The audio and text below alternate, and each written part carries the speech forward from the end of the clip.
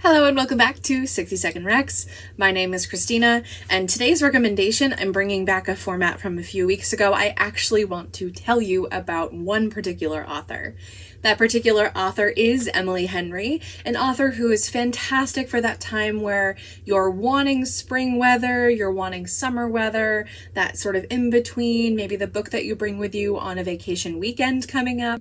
Her new book, Funny Story, comes out at the end of April, and it might just be her strongest one yet, but I am biased because our main character, Daphne, is a children's librarian. She, at the beginning of the book, is broken up with by the man she thinks is the love of her life, and he has left her for her childhood best friend. Being in a state where she's kind of uprooted everything for Peter, she settles in with Miles, who is her ex-fiance's fiance's ex. And nothing could come from that romance, right? But let me set 60 seconds on the clock and tell you about a different romance from Emily Henry. 60 seconds on the clock. Let's go back to 2020 with Beach Read by Emily Henry.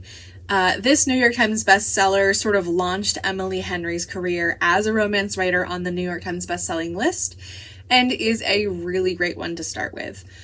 We follow August, who is a literary fiction author, and January, who is a romance author. The two of them have nothing in common except that they're both experiencing writer's block. Hence how they end up as beach neighbors for 3 months in the summer as they're trying to work on their next books. Because there's not a lot to do while they're out there, and when they're not writing as they're trying to do, one thing leads to another. They meet each other and decide to strike up a deal. They're gonna write each other's books. August thinks that he can write the happiest of romance endings, and January thinks that she is able to pen the next great American novel. What ensues is a rom-com montage that is just very fun.